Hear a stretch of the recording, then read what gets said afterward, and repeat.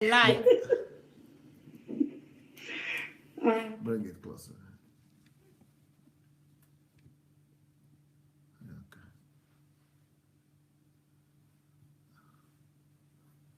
Okay. We put it up. No, don't worry. Okay, it's off now.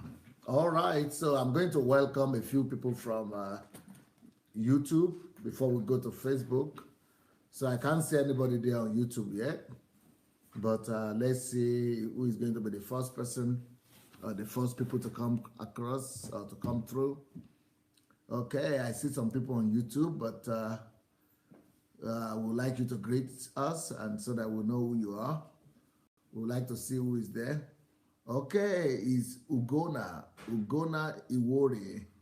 Ugona, what name? Is that a Nigerian name or is that Nigerian? Gigi from Rotterdam. Okay. Blessings, blessings, blessings. How are you all doing today? Ugona is Nigerian. Good, good, good. Ugona, I have one of my assistants here that the name almost sounds similar to Ugona, but our own is Ngoya. Ngoya. Okay, then we have, is it Eta? No, T, Eta, yeah, Eta T. Okay, Gigi, Ugona, Eta T. All right. Welcome. We are going to wait a little bit for our audience from Facebook to join us. So, and then we have Plutonic. How are you, Plutonic? Merry Christmas, I heard. Somebody told me Merry Christmas just a few minutes ago. That's to remind me there is Christmas going on. I normally don't remember. Then we have Victor. Hello. Hello, everybody. Hello, Victor. Welcome. We are waiting to come on Facebook. Okay. Plutonic is great. All right. Yeah. So I have a beautiful, beautiful lady here today. I see you can see by yourself, but she's going to tell us about herself soon. So Thelma is here. Thelma, you said, I can't stop watching your videos. It has helped me to grow. Now, I'm sure that Thelma, have you been watching it on Facebook, on YouTube? On the YouTube, Sandey Adelaja Official, on the YouTube channel? Because that's where all the videos are. And, you know, some people say, oh, I can't wait. I can't stop watching you. I said, no, you don't need to watch me when I come on live. You can actually watch me by going to the YouTube live. You can watch me all day long if you want. Okay, Thelma is watching on YouTube live. Good. I mean on YouTube channel. On YouTube channel, yeah. Because on YouTube channel we actually have so much material there that you'll be able to watch for as long as you want. Okay, Nkechi, how are you, Nkechi? Welcome. You are always constant. Then we have Linda Onukwo here. Yep, welcome. Okay, you watching YouTube channel. Now, Eta, the trick is this. When you watch me on YouTube, don't do what most people do. Now, most people want to, they want to just snatch the fruit from the tree fast. And the way they do that is they just watch any video that they see and they like the title. That's what they just snatch it and watch that one. But the best way to actually maximize the resources that I put out there is for you to go to the home page, and when you are on the home page, you will see the different files or the different folders, and they call them playlists. So you see series by series upon series, title upon titles. It's better to follow, to be disciplined and follow through on each series, on each titles. Once you do that, then you know you are maximizing the resources that you have. Oh, good, Thelma. Good. Now you are smart. This Thelma must be smart. Where are you? You must be very smart. Where are you writing from? Because you are doing it the right way. Gigi said, I watched the wedding of DSA and Pastor Bosse from years ago today. It's lovely. Yeah. Thank God for video, eh? I mean, it's like yesterday when you watch that video. It's such a good thing that we could record memorable times and events like that and still show them as if it's from yesterday. Okay, Thelma is from Texas, USA. Now, what I think about you, Thelma, is that you might be you could have been from I guess, Cameroon. You are probably from Cameroon because that's my latest discovery. I've just discovered that Cameroonians are very smart people, especially those English-speaking Cameroonians, for some reasons. Very smart. So if she is going to be from Cameroon, then that's going to be another affirmation and confirmation to me. Very, very going to be a very big surprise for me. That that's another Cameroonian that is very smart. Okay, now we have Facebook on. Let me see who is on Facebook right now. Let me go and welcome our friends from Facebook. Very smart. Okay, we have Bridget McCarthy with us. Welcome. Okay, Etta too said she has watched a lot. Okay, let's go to Facebook now. I'm on Facebook now. Who do we have on Facebook? I have Ademola Adeniran here. I have Sylvester here. I have Vivian Taylor. Wow, it's been a while. Been missing you, Vivian Taylor. Dr. Olagbeji is here. Okay, I think I have a problem with this light there. Then we have Bayon. We need to move it there. That's way. We have Bayonle, Sonia, Ekene, Habi is here. Oh, Bishop John is here. Thoughtful writer is here. Osa, David Oshilaja is here. That's my family man there from my village. Jomi is there. Raphael is here. Innocent is here. Emmanuel is here. Hero is here. Well, welcome everybody. Let's quickly go and get everybody to come to join us as we are, starting this program. Like I said, we have this beautiful diva here, and so let's welcome her and find out who she is as you go to share the message with your friends and family. Hello, Ify. Hello, DSA. Hello. Good evening. Good evening. Now, everybody wants to know who this lady is, but it's like you are distracted a little bit over there. You have your granddaughter or grandson. Is it grandson or granddaughter? Granddaughter, but a friend just walked in and knocked on my door. I see. I could tell that you are distracted, and I was thinking all the grown-up people in your place, they know that you are busy on live television, but then I thought that your granddaughter definitely doesn't know what is live television. I didn't know it's a friend that walked in. It's her godmother, so she came to bring her presents.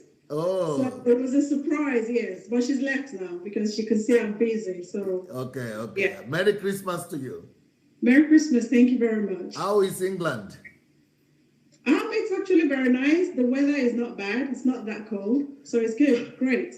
Well, welcome. And now you are coming here on Kingdom Fruits. And I know that you are planning to do something big. You want to go back. First of all, that is already a big thing for you to want to go back from England. And you are British citizen, no? Yes, I am. Okay, you are British citizen and you want to move back from England back to Nigeria. But most people are running from Nigeria to England. But you want to move back from England to Nigeria. And you want to go and do a project there, which is even a bigger reason and a bigger goal, a bigger ambition. You have a burden for children, for young people. Everybody is saying, what's her name? Her name is Ify, I-F-Y, Ify Fernandez. Yes. Now, I don't think she's from the Fernandez family in Lagos, because the Fernandez, the patriarch of the family just died last year. He's one of the Nigerian billionaires. So are you from the Fernandez? Do you know the Fernandez family in Lagos? Yes, I do. They live in one island, but I am not part of that island. I wish I am. But it's only one Nigerian Fernandez family that we all know, which is a famous Fernandez family. They have they have their own island to themselves, and so whenever you say you are Fernandez from Nigeria, people say now we are falling into money. Yes, many people actually think that I'm from the Fernandez family. So a lot of my friends on Facebook, sorry to disappoint you, they send me messages asking me for money, asking me for so many things. Maybe they think I'm from the Fernandez family. But guys, I am not. Oh. I'm a normal human being. Oh. I am not the Fernandez I think. I am not. Different Fernandez. Different Fernandez. Iffy Fernandez. Yes. Iffy Fernandez. Iffy Fernandez. Yeah, but I just told people right now about the heroic step you're about to take. What informs this the drastic move that you want to take? To be very honest, I love Nigeria. And I think there is a reason and a purpose why God put us there. If God has put you in any country as your birthplace where you come from, I think there is a reason and there is a purpose for it. And yes, I've been here for a long time, for 23 years, going on 24. And I think it's time, that some of us go back home to help and change Nigeria. And I believe strongly that when Nigeria is changed, it's going to affect all other African countries. And so I just can't wait to go home. I've been there. I go a lot. I've been to Nigeria a lot. And there's a lot that needs to happen. We need to transform Nigeria. I believe it's doable. And it's people that is going to do it. It's human beings. Most importantly, some of us who's been outside Nigeria, we've learned a lot of different stuff, culture, some values and virtues that is lacking in Nigeria right now, that we can, use it to help and improve our system, and that's why I believe that I want to participate in changing Nigeria. And I would do anything. I would die trying. If I give you $1 million US, what would you do with that money in Nigeria? Well, $1 million can do a lot. First of all, my passion is to take care of the children who don't have parents. I intend to go into that a lot in terms of there's orphanages already, but they are in a very poor state. So I intend to set up a system where we can have all the data for all the children in orphanages in Nigeria, all of them, from north, east, south, everywhere. So you are going to have a database and inventory of all the orphanages and the children? Yes. So we can, know the number of children who don't have parents in Nigeria. And most importantly, have them in a system whereby some people a lot of Nigerians don't like to adopt children, but I believe that we can set up a system whereby we can have what is called foster parents or guardians who can begin to register with us when we have the system, to have these children call them mom and dad. They don't need to adopt them. They can just foster them from wherever they are. They can, if they live in the same locality, they can come visit them, take them out for a weekend, have them for holidays, so that these children can have, when they grow up, and they can have people that say, oh, this is my parents. Because I found out it was a rude awakening for me in Abuja in 2013, when we visited an orphanage, and a young boy who is about 5 years old, I asked him his name. He said his name is Uche. And Uche, obviously, I'm from the Igbo tribe in Nigeria. And instantly knew he's from my tribe. So I asked the workers there. I said, "Oh, he's Igbo." And they said, "No, he's not. They don't know where they are from. They put their names." And that touched me beyond anything. So they just gave him the name Uche. Yeah. Really, but not connected with that. It's not even connected with that name. No, not at all. They said because they don't know where they're from, they don't know their parents, so they just named them. That broke me. So I started, looking for ways that this system can change so that these children. So just imagine, everyone, that these kids grow up. Maybe by the time they turn 15, 16, I asked them, when do they usually leave the orphanage? They say some of them, when they finish secondary school, they let them go. I said, to where? Nowhere. So imagine these children growing up. For instance, if they grow up in Lagos and if they're able to finish maybe secondary school, they just go to nowhere. And it's unimaginable for me. I couldn't understand it. So, and I believe that if we can have a system whereby they have foster parents, they have guardians, and even those who will adopt them, that they know there is a place they can call a home. So, they know there are people they can call their parents. Imagine okay, go ahead. Imagine a young girl grows up and meets a guy, maybe wants to marry or wants to date. The first question is usually, where are you from? Because we're tribal people in Nigeria. We've not developed to like UK, where you just say, I'm from UK or I'm from London. It doesn't matter.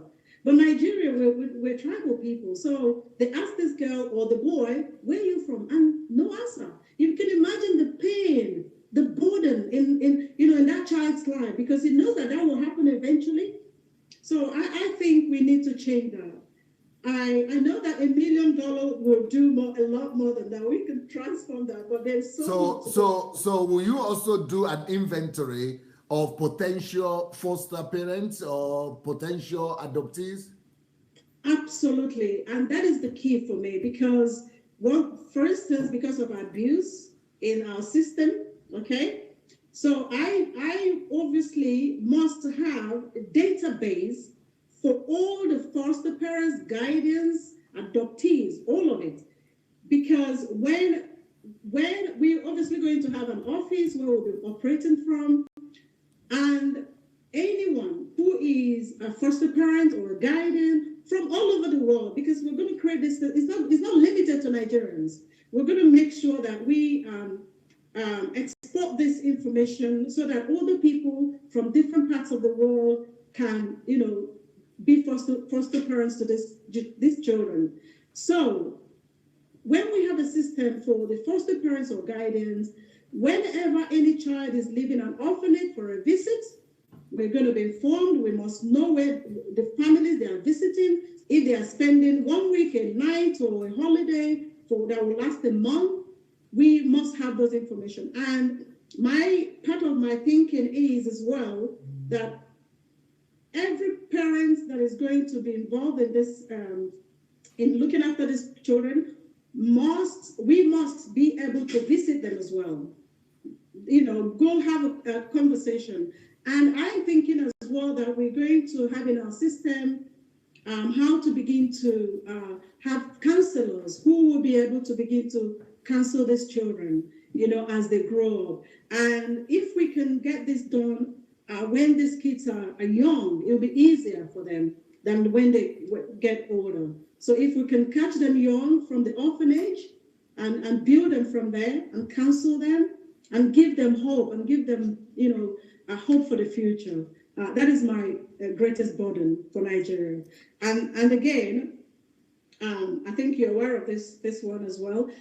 Like I've said, part of why I'm going home is Nigeria, the system is broken completely. You know that, and I know that, and a lot of people know that, and everybody's just complaining and not taking action. So we need to start doing something. We need to, as little as it is, we take a little step. We have to, begin to look at what we can do in different areas. For instance, I've said that based on your teachings, based on your books, that we want to begin to change the mindset of the younger generation and the adults as well. But my passion is for the younger ones, because the older ones are more difficult to, convince. We see what is going on in your platform about the churches. So the younger ones, for me, is where I want to focus, because they are the future leaders of our country, or of the African nation. So I think that if we're able to create, my thoughts are to create cartoon based on the values and virtues of what you're teaching, we will not see the current madness that is going on in churches in the whole of Africa.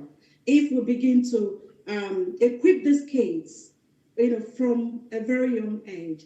So if we're able to create movies and cartoons for children and adults, it will make, because people take a lot of visual connection, especially kids. They want cartoons, but the cartoons are not for them. They are for developed nations. We have a lot of work to do with our kids in Africa, in Nigeria, because I say Nigeria because I'm from Nigeria, but my passion is for the whole Africa to be changed. Now, but to give up the comfort or comfortable life in the UK, after being there for 20-something years and having the passport, to go back to Nigeria, is that risky, or is that not risky? I can answer it in two ways. There is risks to everything we do in life. We can be knocked down here on the road and die. People died even just yesterday in UK. A lot of them. People are dying here as well. On the road, accidents in different forms, in hospitals. I know it's more comfortable to be here. There's lights everywhere. Sometimes when you're driving, you forget to even put on your light, because there's light everywhere. The roads are good. When you turn on, the tap is running. So there is comfort here. But I think that Africa needs us. Nigeria needs us. I don't care the discomfort that is going to come. Like I said when I started talking, that I don't care. I would die trying. But a lot of you have thousands of maybe hundreds of thousands of Nigerians in the UK that would never even consider it. Oh yeah, I have friends who don't care about Nigeria anymore. You don't blame them, because everybody is different. And trust me, when things start happening in Nigeria, they will be the first to run home. Because some people don't like to take the risks or suffer pains. But everybody to their own mind. I know that I want to be home.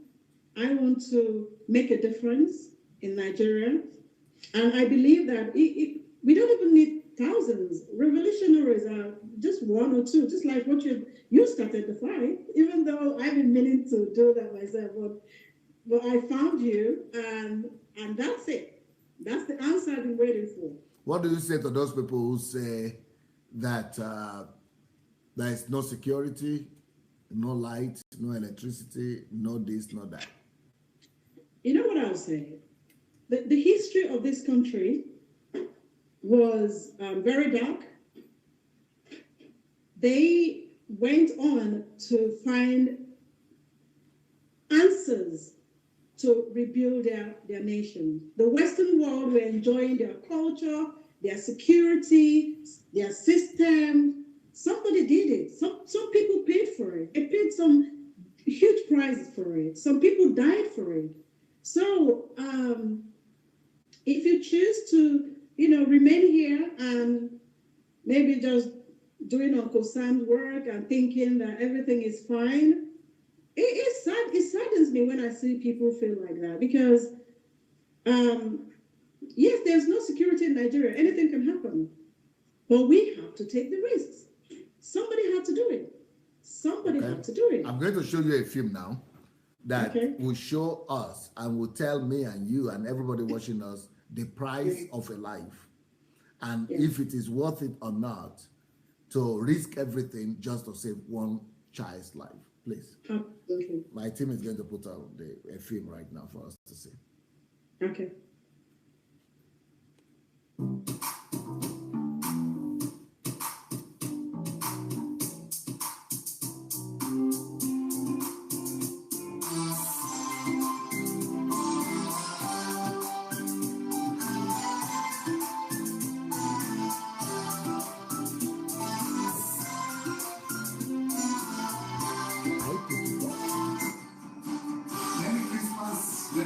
Everybody, Merry Christmas to you, brothers and sisters. Merry Christmas to you in every continent of the earth. Merry Christmas to you in Africa. Merry Christmas to you in Europe. Merry Christmas to you in America. Merry Christmas to you in Asia. Merry Christmas to you in the Oceanic. Merry Christmas to you all over the world, wherever you are. Merry Christmas. Now, and of course, a Happy New Year. 2017 is behind us, and 2018 is just about to come in. We have just seen right now, you've just seen how Christmas and New Year is being celebrated across the globe, from America to Europe, from New York to Paris, just all over the world. Now, as we are in this festive mood, celebrating, rejoicing, and giving thanks to God, can you believe it? That some other people don't even have an idea of what joy is. Talk less of what celebration is. I'm going to tell you the story of how I came across this idea, the idea of doing this video. Please keep on watching. That's the way we celebrate. The whole world is celebrating, but have a look at how another group of people is celebrating their Christmas and New Year.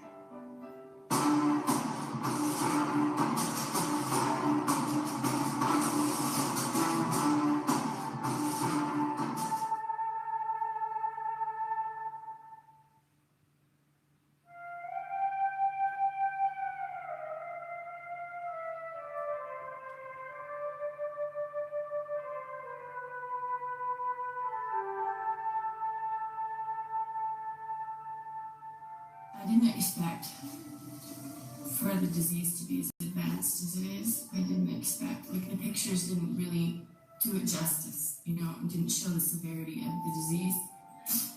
I was heartbroken. I'm here today in Kunchene, a village in the upper western region of Ghana. They are afflicted with a skin disorder.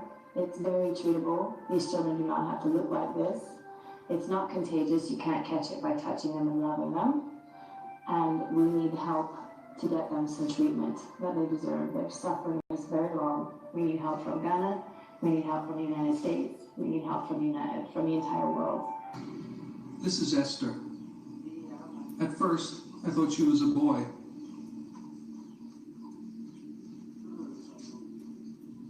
And this is her older brother, Sam.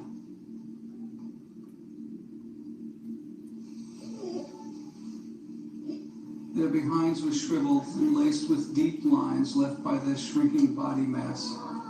Their legs were tiny bones covered in dried out skin. It was clear to me that starvation had pushed these helpless kids to the verge of death.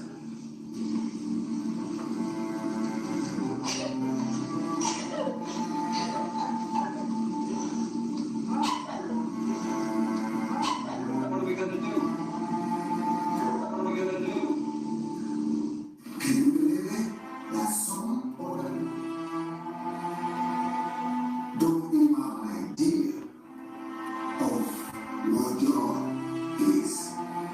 Well, all of last week and this week, I've tried my best to remain in a state of solitude. So I've been away from my family and just being before the Lord and to seek the face of God for the following week and to seek God's face for the new year and for what He would like me to do for the year that is coming and for this week, the last few weeks before the end of this year. And surprisingly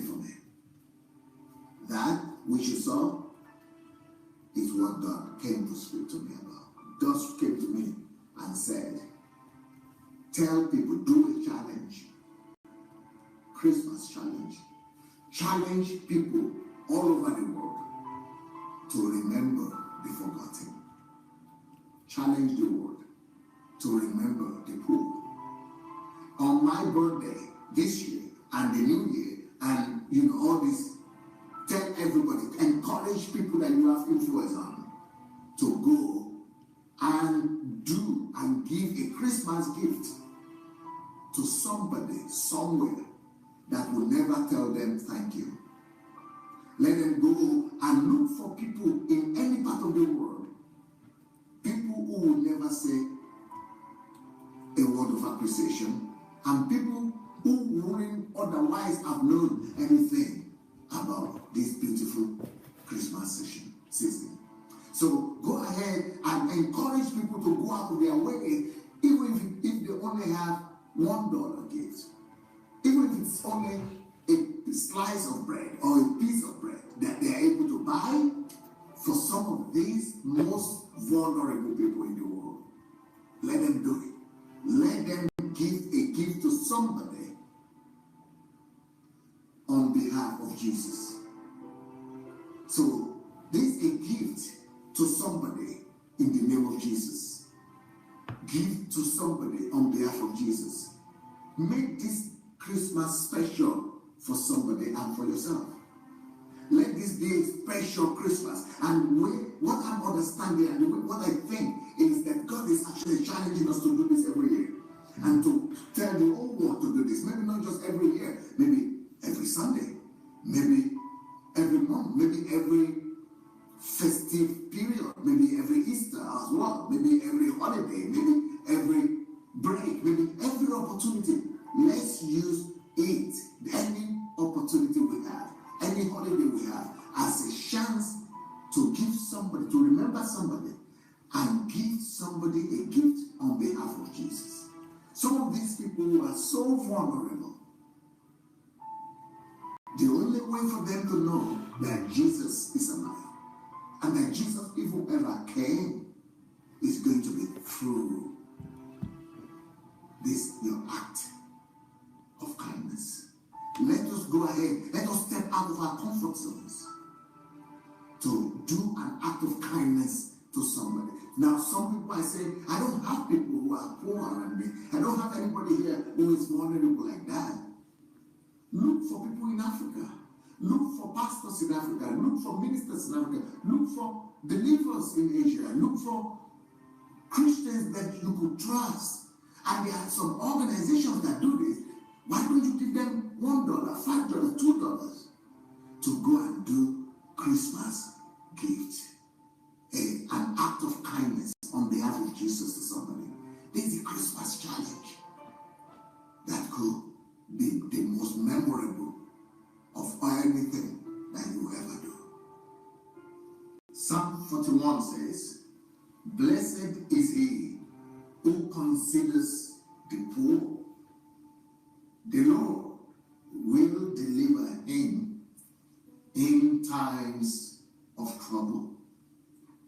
The Lord will preserve him and keep him alive, and he will be blessed on the earth.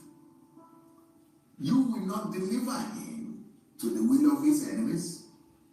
The Lord will strengthen him on his bed of illness. You will sustain him on his sick bed. Friends, family, I don't know what's going through your mind and through your emotions as you watch and look through the video of our human beings like us, like you, like myself, are living, what condition they are living in. So I would like us to make this a challenge. Please, let's make this a challenge. What do I mean by a challenge? Throw the challenge to another person. Call out 5 other people to go and do this Christmas challenge. Call out 10 other people to go and do this Christmas challenge. Call out 100,000, as many people as you could reach out, for them to go and reach out and challenge somebody, show this movie, show this film, show this address to somebody. Let somebody see this video. And let us constantly remember the poor. Not just on the Christmas, but let it be a gift from Jesus. This is Jesus' gift. You know, can you imagine? I've not been eating right now for 14 days. Praying and seeking the face of God. And you know what God came to tell me? He came to tell me about this. Remember the poor. Do a challenge, Christmas challenge, on my behalf. Let my people remember the poor. And let my people begin to give gifts to the most vulnerable people, to the down and out, on my behalf. If you want to celebrate Christ's birthday, you want to celebrate my birthday, go and celebrate it with those most vulnerable of all men. But let's spread the word. Let it go viral. Let's go and challenge as many people as we could. Let them see our fellow humans that are made in our own image and our own likeness. Let's see the way they are living. Let's remember them. And let's remember the Lord that died for them. Spread the word. Merry Christmas to you and to all. He who has pity on the poor lends to the Lord, and he will pay back what you have given.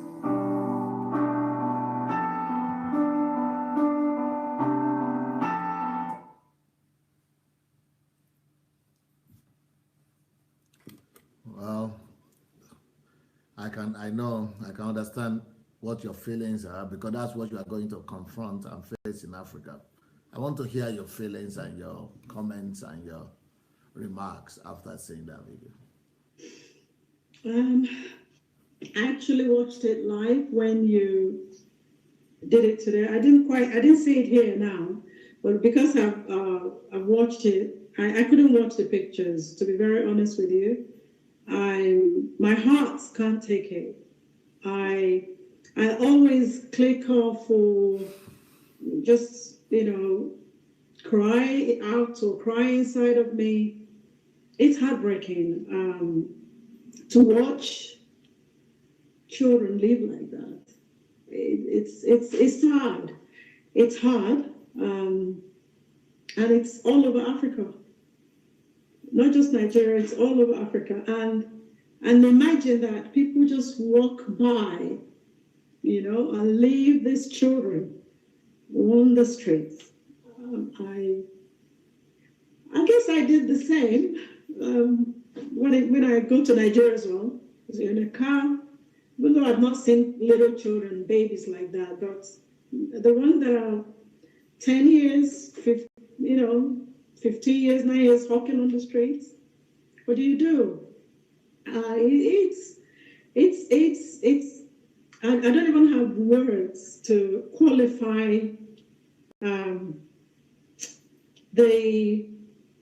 should I say wickedness or ignorance or our people are in bondages. I don't have words to qualify why we've gotten to this point. I remember growing up in Nigeria. I came from a poor family myself, not as bad as yours. But people helped one another. You can go to the next door neighbor and eat. People, adults will see children and call them in to come and eat, and give them the little that they have, especially in the villages. People do that a lot. But I think what has happened now, and I think why it's worse, is because the churches, the churches and their preaching has damaged a lot of people, because everyone is an enemy in Nigeria or Africa.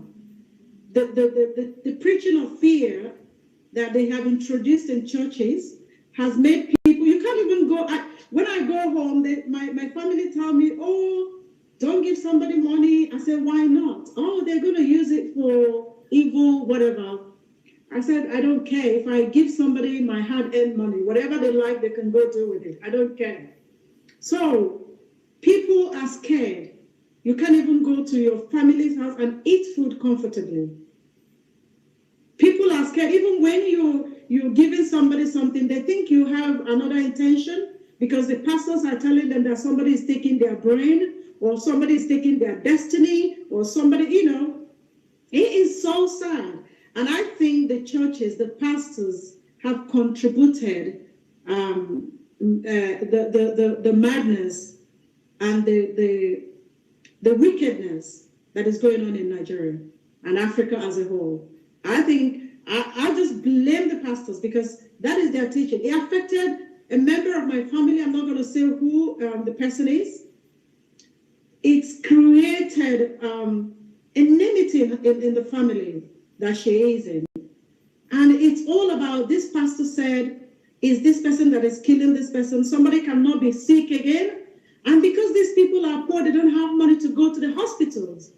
And they run to church. And the pastor tells them that it is, they will always say, oh, do you have maybe an uncle that is in the village or so and so. They give examples that just brainwashing people and creating a mindset that will make sure that you understand that they believe that whatever they're telling them is the truth. So, and that has created wickedness. And that is why people will walk by those kids, because they will brand them a witch, witchcraft, witches, yes. And people are, and they believe it. They actually believe that those kids are witches. There is a reason, because the pastor has said it. And they don't understand that the pastor is lying from the pit of hell. And people are saying that you should keep quiet. People are saying that you should be scared to tell the truth. People are scared, that are saying that you're antichrist. I think our people have sold their souls to the devil. They have. And it's so sad. But you know what? It's going to change. Because change comes. It's constant, I grew up in a very happy environment, Nigeria, those days in the late 70s and 80s, you could go and play. You could walk in anywhere and eat. You could go out in the night.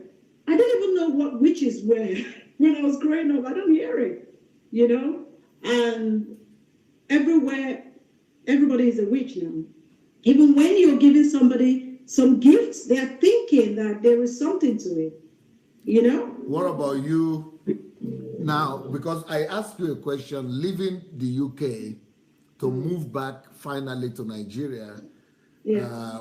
In the UK, you are settled, you have your business, you have your family, you have everything. Now you want to move back to Nigeria finally. Yeah. And I was saying, people will say, how could you risk everything? No electricity, no something. But when you look at a child like that, a baby like that, how can you not go?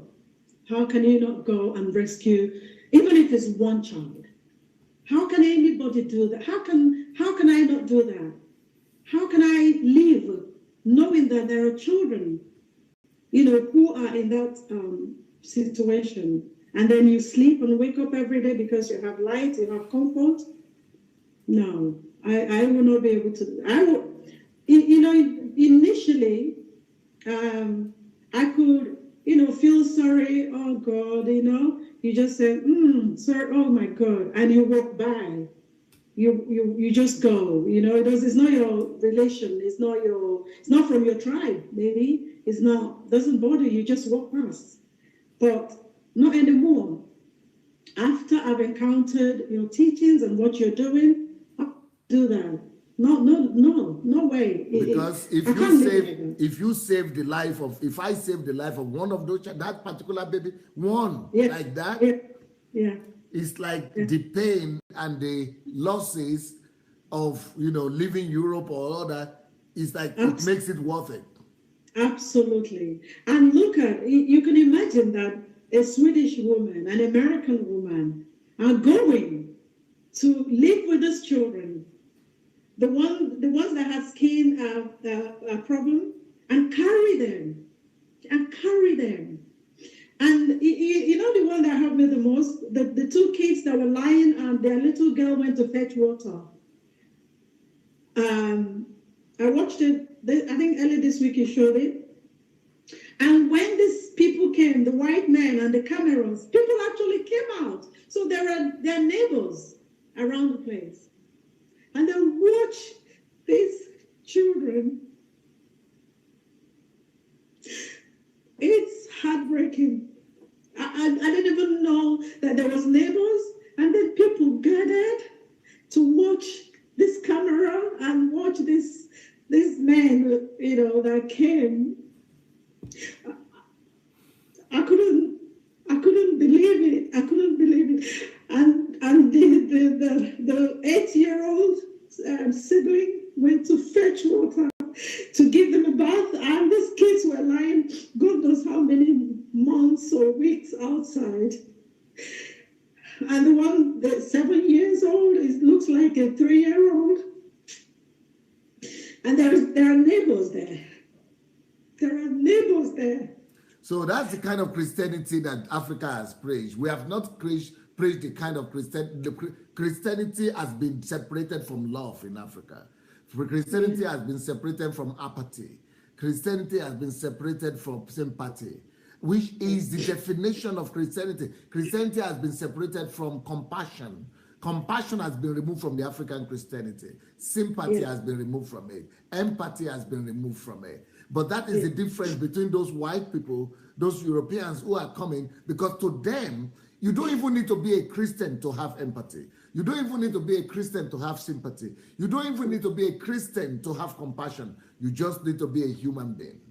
Absolutely. You just don't, but with what the message of greed and the preachings of greed and selfishness, egocentrism, that our people, our pastors and our preachers and all these bishops have been preaching, all this preaching that is just emphasizing, you know, plain prosperity and all that, it has made us to be wicked. It has made us to become indifferent. It has made us to become insensitive.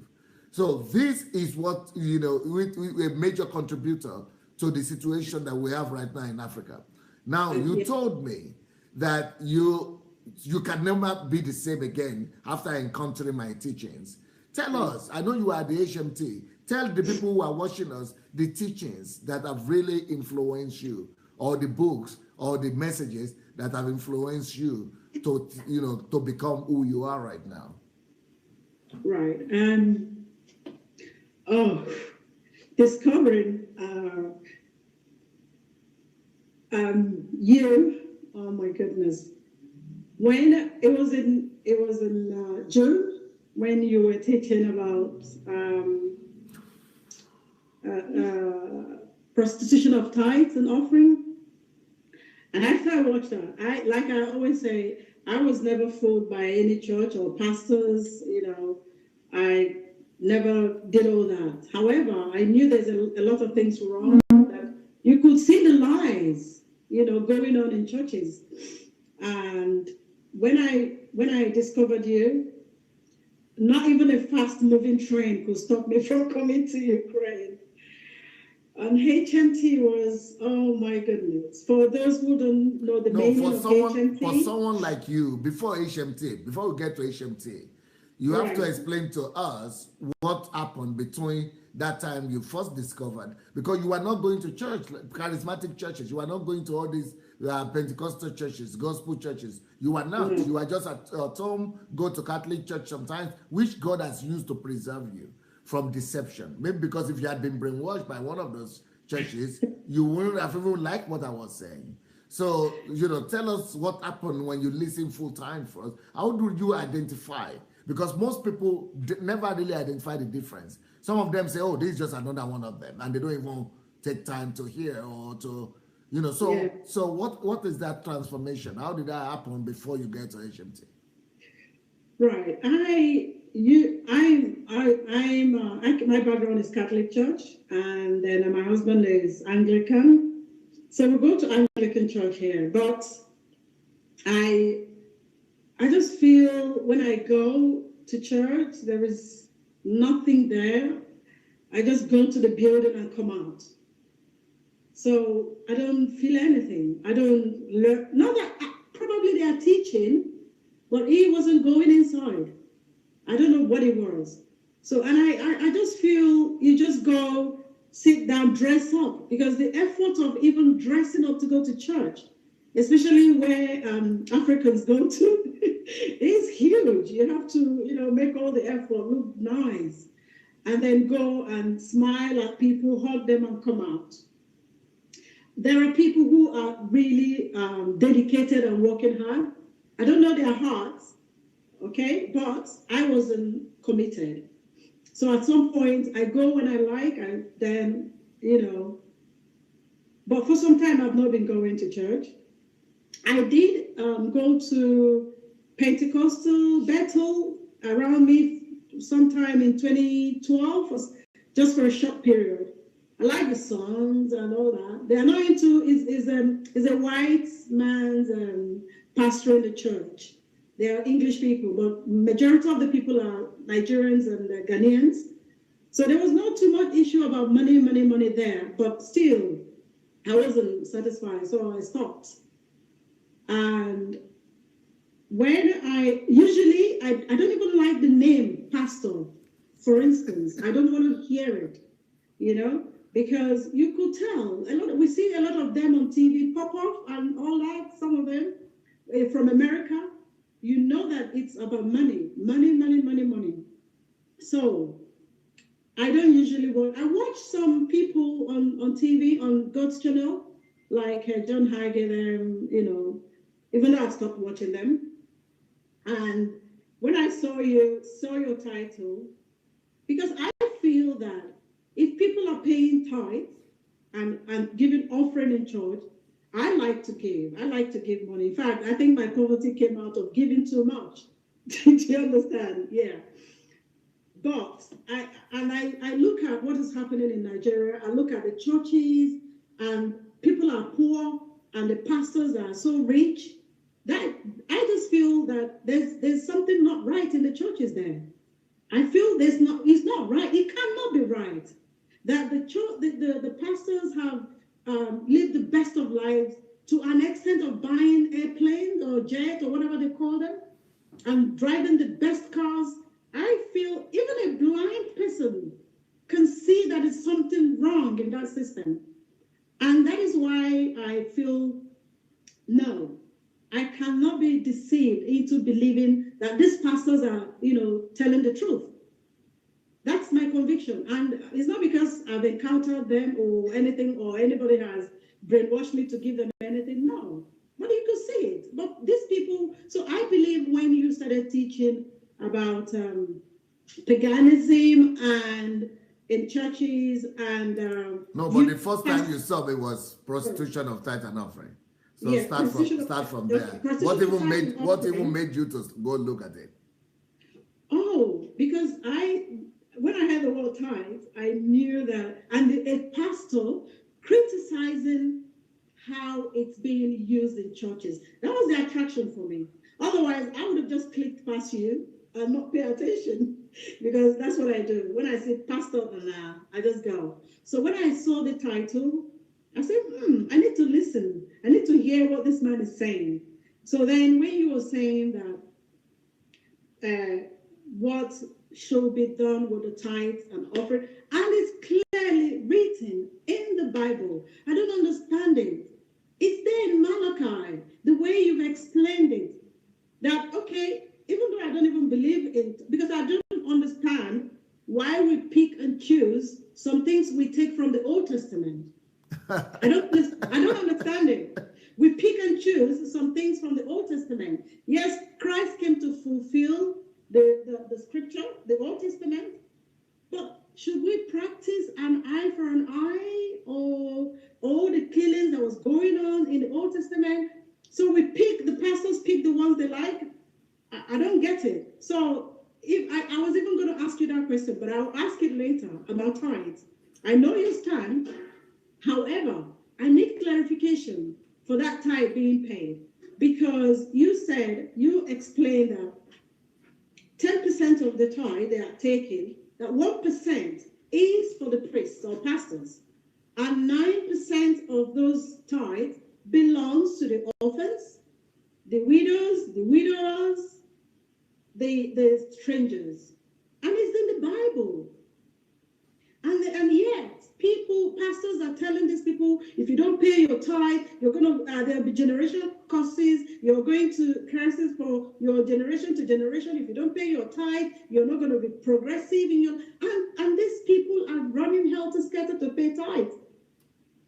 And they are not, they should benefit from the tithes in the church. So that was the hook. That was what got you. Yeah. So you started watching and you liked that, and you decided to stay on, or what? Yes, I decided to stay on, and I went and Googled you, and saw some things I didn't like, but it didn't bother me. I just felt that this man is speaking the truth. From this tithe, I'm going to check out the rest. So I went on. I started watching daily. Then I saw the YouTube teachings. Oh my goodness. So that was how I just knew it was the truth. I knew that what you were saying was the truth. I could tell. It's not hard unless people like you said, is either they've been hypnotized, which I believe is happening in churches, or because it's something they don't have alternative, or they don't want to hear any other alternative. They are there for a long time. Some of them started going when they were very young. Their parents take them, their parents are brainwashed, their children are brainwashed. So it is a very difficult process for them to jump out from it, So that is why I believe that a lot of them are just, they suspended their mind. I'll use your word. They have suspended their mind in churches. And it's very sad and it's heartbreaking. So that's how I got hooked. And what touched you so strongly that makes you to want to come to Kiev? Right. When I went to the YouTube to listen to some of your teachings, especially the prayer series, is a lot of them. I haven't finished listening to all of them. I'll be honest. What caught my attention so much was that the prayers, we pray most times is just asking God for stuff. God, do this for me. And he has not failed us, because every day we are alive is just a blessing anyway. And so we keep asking. And then when I listened to your teachings and you explained that our prayers should be asking God what he wants us to be doing on earth to secure his kingdom on earth, which we pray in our Lord's prayers. Thy kingdom come and thy will be done on earth as it is in heaven. And we pray these prayers every day. I do. But you just say it and move on.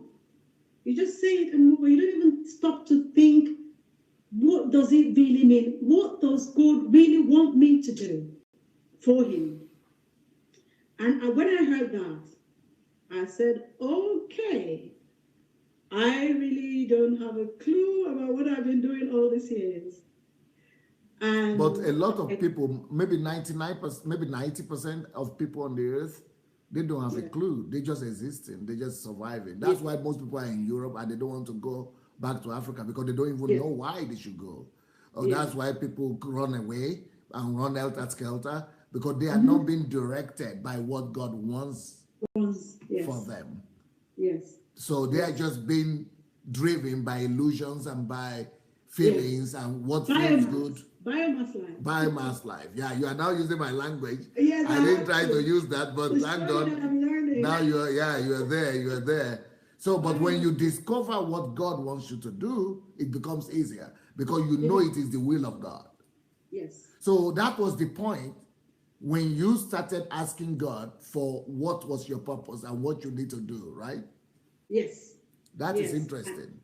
Yes. And I got your book, Who Am I and Why Am I Here on Earth?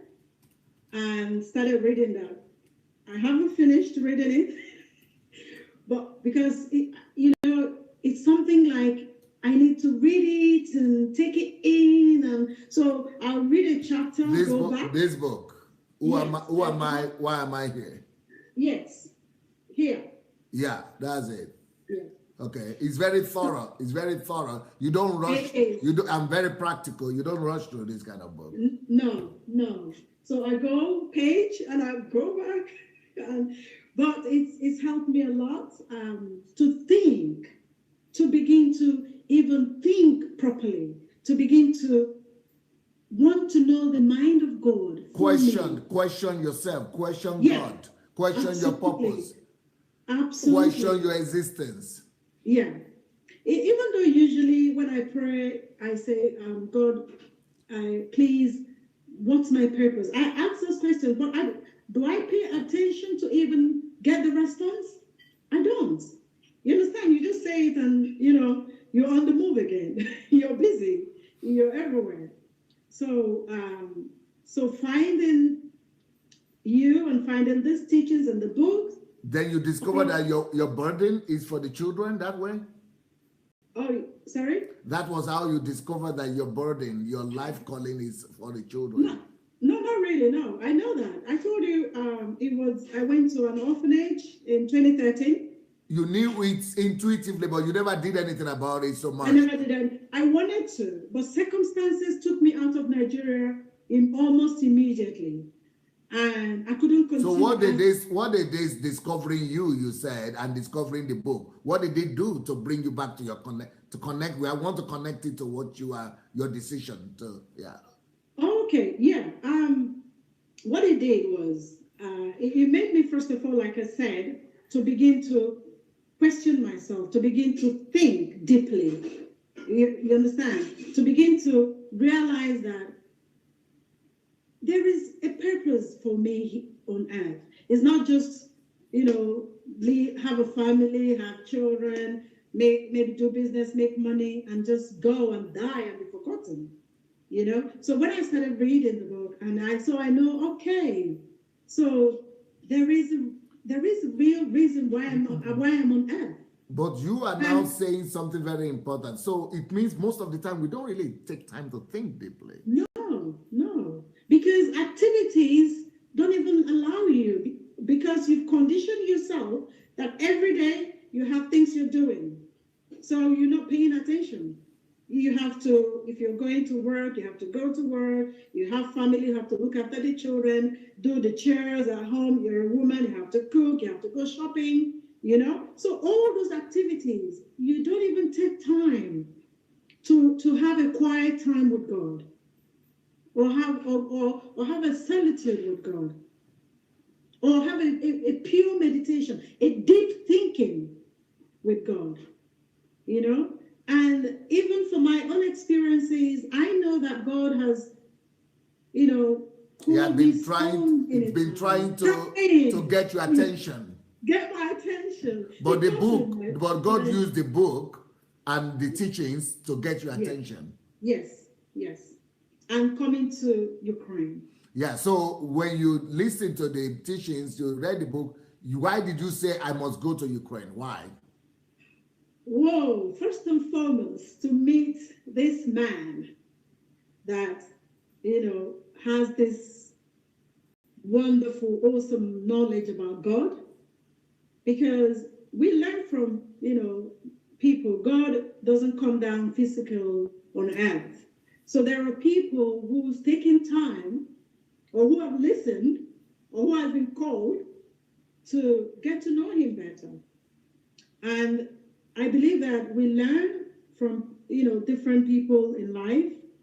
And if there is somebody already who is equipped with information, I'd rather go get it from there. That doesn't mean instead, I'm taking myself away from talking to God personally and stuff. No, but coming to know you, coming to meet you has increased my urge, my passion to get to know God better than ever before. But some people could say, well, I want to go find out if he's real or not. It was that your position, or it was rather, I want to learn more, I want to discover? What was your attitude? Oh, no, it's to learn more. And it's to see this man that God has raised from, it's like raising a stone. It's like, because I listened to your story. I could not believe it. I couldn't believe what God did from your story as a child, what you went through, almost like the children you're showing today. I could not believe that, such man. No, I believe that God used you. And this is somebody God has really prepared for this purpose. So it cannot be lies. It cannot be anything. You're not asking for money. You're not asking for anything from anybody. So, no, it is for me. I was convinced the first day I listened to you, even though it was about tithe, which I don't pay. Yeah, I don't pay tithe. But the spirit of truth was in you. So the spirit of truth made you to know the truth. Yeah, absolutely. But some people too listen to me and say that this man is Antichrist. Yeah. But mostly, but not unbelievers, not people like you who are pure, who are coming purely. Mostly though, these people are some pastors or people who are already established in those churches, or people who are active in churches. Mainly those are the people. But there are people like that who say this guy is lost it. He's an Antichrist, he's an agent of Satan, he's mad, he's crazy, he's condemning people, he's judging people. So how come some people are thinking this way and you took another posture or another stand entirely?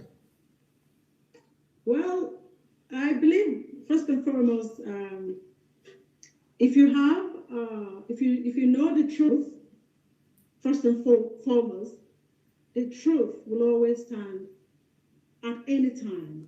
If you know the truth will set you free. And if you're looking for the truth. Okay, if you are looking for the truth. If you're looking for the truth, a lot of people are not. I know there's something wrong in the churches I attend, I go to. I don't know what it is, but I kind of know that I don't fit in here. And I feel there must be something out there better than what I'm experiencing. And the moment I found that, it didn't take me 1 minute to say yes, this is who I'm looking for. This is what I'm looking for. It's not you as an individual. It's what you're carrying, what God has equipped you to do on earth. And I don't know how people are blinded, to not seeing it. I don't get it. But if you're looking for the truth, you will find it. So you took the decision to come to Kiev. Yeah. Were you afraid? Am I going to get disappointed, or am I not going to get, or what? No. Okay. No, they didn't have a doubt. Not a single one. You could see my excitement when I came. Yeah, but the people who are listening to you couldn't say it. Oh yeah. Oh, guys, no doubt, not at all. Because the moment I heard him, I knew he was speaking the truth. I knew that. Okay, then what is the result though when you came to Kiev? Was it confirmed, or it was affirmed, or it was the opposite? What was it? It was affirmed, it was confirmed, and I took all with me back to UK.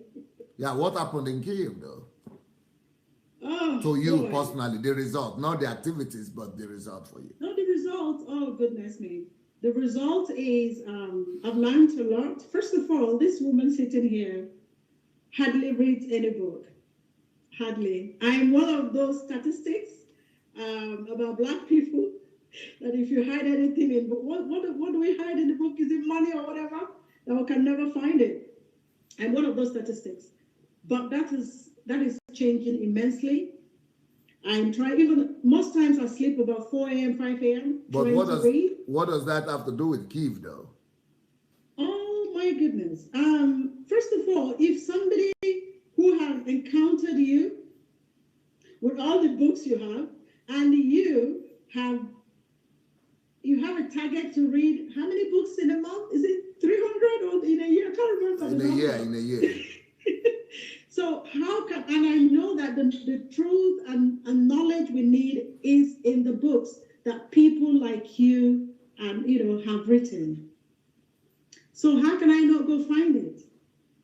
How can I not go find it? I need to find it myself. And I don't need to make extra effort to find it because it's already put there. So all I need is to have time, create time conversion, guys. Yeah. to begin to look into them and learn from them. So what are the changes that took place when you came to Kiev, though? The changes is Not from your heart. What happened to you? I was broken. I was broken in a good way. And what I mean by that is that I just felt that I've been such a fool for a long time. I was just living biomass life. I didn't understand Jack. I thought I was living a life. I wasn't. It took the second day that I came, that we're doing training, for me to realize that I have been wasting my life for all these years, because I could have achieved a lot more than I did if I had acquired more knowledge. But I thank God, though, that I'm getting this knowledge through somebody like you.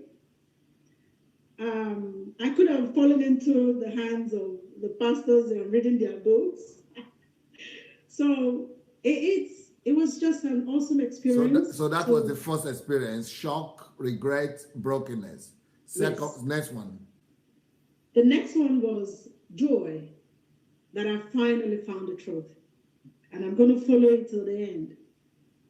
That's the joy, and I'm working on it. I'll tell you something. A guy sent me a message. Messenger. His name is Arinza. He's been to HMT twice. Yes. Okay. He contacted me. He contacted me, and told me that he had burden for children as well. He's already into charity organization. He goes to Uganda. He told me a story in Taraba State in Nigeria. I couldn't believe it. What's going on there? So he said that we can work together, to put whatever I want to do together for the purposes of why I'm going to Nigeria. So I was so glad, because first and foremost is somebody that has been to HMT on 2 occasions. He knows you. I think he translated one of your books. I think 3. Yeah, 3? Yeah. Oh, 3. Okay, great. So I imagine that somebody, just because I came to HMT and he heard what I was saying and he contacted me. So, and I was just I feel so blessed, to come to, Ukraine and be able to take away so many things, which includes people getting to know what I want to do, people getting to know my burden, and are prepared even without knowing who you are and want to work with you. You can't ask for more blessings, than that. I feel blessed. What will you tell people about this book? Which of them? Let the heroes arise. Where are the heroes? Where are the heroes? I have not read it yet. Yeah, but the content was taught to you. But the content was what we did in training. Okay, so what would you say about that? Oh, I never knew what the personalities, are people who have left their mark on earth. Yeah. I used to think is all them celebrities, Hollywood stars, or let me say Nollywood as well, because we have Nollywood. So you think it's celebrities that are personalities and stuff. I learned so much. And most importantly, that when you're here on earth, God has a purpose, and that's why he sent us in the first instance. It's not about families or all those things that we're running around doing every day. And like you said, if you find your purpose on time, it makes it easier. And whichever area you find, and you know what I realized? Because I keep asking for my purpose on earth, why am I here? I used to ask myself, but, you know, because you think it's something huge, maybe you're looking for something very big, you know, to be your purpose on earth. But I realized that it could be anything like you are explaining. It could be anything. It could be sweeping the streets. And then you're doing it with a kingdom, God's kingdom in your heart. You are using it to reach out to other people, even just sweeping the streets, even doing any kind of work. You are using that area of your life to touch other people in different ways. So personalities are people who have left biomass life to find who they are and begin to work for the purposes of why God sent them on earth. And I learned that. And I don't want to leave this earth without making a mark. Beautiful. Now, I don't want to do that. What other books would you like to recommend for people who are watching us? Will you definitely, maybe not books, will you recommend Pastor Sandei's books for people to read? Because some people are saying it's enough just to read the Bible. Why should people read these books? Oh, first of all, I bought Christmas. I bought books for 2 people in Nigeria this Christmas. Yeah. I bought 3 and 2. I bought 3 books. I bought 5 books altogether. I gave it as Christmas present from Choma. Beautiful. Yes. First of all, what I'm reading right now is Money Won't Make You Rich. Most of our burden starts from finances, and that is why the churches, people are filled up in churches in Nigeria and Africa as a whole, isn't it? Because people are looking for miracles. If you're ill and you need money to go to hospital in Nigeria, here in the UK, thank God, we pay our taxes and they're giving us free medicals. But in Nigeria and other African countries, they don't have such privileges. Even when they pay their taxes, they don't still get any free anything, let alone health care. And when they don't have money, they run to church. Why should people read books? People should read this book, especially this particular one. That's why I picked that one, Money Will Make You Rich. Because when you read this particular book, you begin to understand how finances work. Yeah. There's the book there, right? Yes. You have it? Oh, yeah. Is it upside down? I don't know. No, it's good. You are good. I'm the one who is, you are okay. Good. Guys, this book will change your life, will transform your thinking. What I discover is that even those people who hate me, who say I'm Antichrist, they like my books. I know, because it's benefiting them. I think that if you're able to, first of all, have a means of income, especially be free to work for yourself and earn a good living, you'll be able to serve God, with all your heart. And that's why I want to offer. That's one of the things I can offer to people. Anybody that wants to make some money, if you have the minimum amount of money, you could be a distributor for these books and make money from every book. Anyone that wants to, if you want to be a distributor for DSS books or Pastor Sandei's books, write to dssbooks@gmail.com. dssbooks@gmail.com. And if you want to come to Ukraine, if you are part of those people who want to come to Ukraine, write to guest, GUEST, @godembassy.org. God Embassy, one word. God Embassy, one word. Guest @godembassy.org. Yeah, you can come. Or if you have read any of my books and you want to review the books, you could also write to VIP@godembassy.org. Or you want to come to tell your story. Maybe your life has been transformed and you have a project that you want to do to impact your world. You want to come on a program like this that is called Kingdom Fruits. Why not? write to us as well to vip@godembassy.org. Just write us and tell us your story, and we'll invite you here to be able to share your story and expose you to the world. Maybe you could find some partners or things like that. Somebody is saying your teachings, Pastor, is making an urgent call to the churches that are failures to the body of Christ. Okay. He say, thank you, dear. Say some of your teachings are beginning to make changes in Nigerian churches. Even individual Christians now have started going out to feed the poor, to take care of the poor. As I have some pictures of Nigerians going out to bless the poor. Thanks for your teachings. Well, thank God. But that's the beginning, and I want to show them to see this Christmas challenge. And I want to get the books to for you who are in Nigeria, by the way. Shioma in Nigeria has the books already, so you can get almost all my books in Nigeria now already. And those of you who use electronic platform, you could get my books on Amazon as well. But if you write to dhsbooks@gmail.com, it's cheaper. But you could also read all my books for free if you want to. If you don't have money but you want to read the book for free, you could read them for free if you are subscribed on Amazon to Amazon Unlimited or Kindle Unlimited. So, you can actually read them for free. Ify, what would you like to say to people before we go? Because in the next 20 minutes, I have to come on live for the next program. Yes. What will you say to people before we go?